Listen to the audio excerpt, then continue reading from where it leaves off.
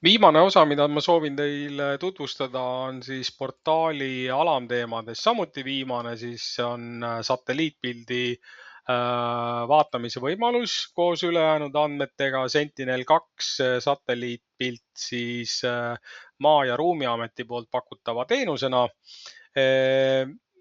Kas sõltuvalt sellest, millised on teie vajadused, enamasti on ülevaatlikum ja suurem kasutegur just nimelt seda NDVI indeksit vaadata vegetatsiooniperioodi alguses, liikuda nende erinevate piltide vahel, saate kas siit klikkides nendel nooltel ikoonidel edasi-tagasi, kuna ma tean, et päris hea pilt, praktiliselt pilvkatteta pilt on saadaval selle Metki alade kohta 20. aprillist näiteks, selleks, et võrrelda siin ühte põldu.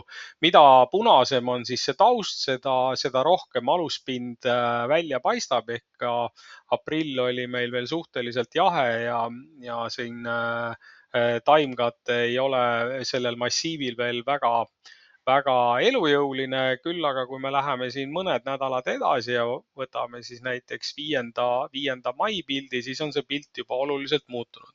Ja visuaalis siis, mida siit välja lugeda, on just nimelt see, et kui me vaatame neid värvi muudatusi massiivi sees, siis on näha, et sellel massiivi osal on taimkattes väga selgelt eristuv probleem.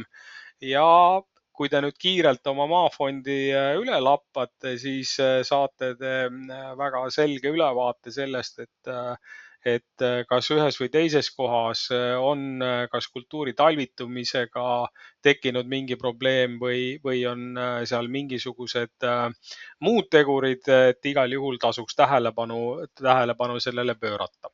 Neid samu andmeid on võimalik siis vaadata ka RGB ehk siis tavalises nii-öelda ortofoto vaates. Muidugi on selle kvaliteet natukene